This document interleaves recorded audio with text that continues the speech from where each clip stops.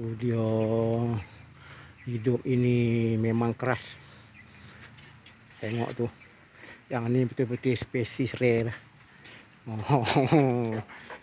Perempuan muda tapi tulang besi, hati batu.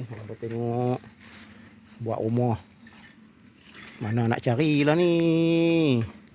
Lalu ni orang perempuan duk belek kuku, kilat kuku, pakai bedok segok-segok.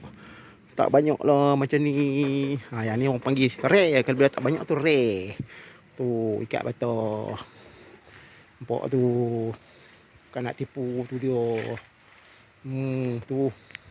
Semua ni dia ikat. Hak yang jantan ni, yang duk cakap ni buat apa? Ikat. Aku bukan tak hati ikat. Bagi peluang kat spesies rare untuk berbakti. Yang duk kat bawah ni sibuk ambil video. Ada lah aku angkat bata, pancur simen. Boleh lah pas kat dia. Tu.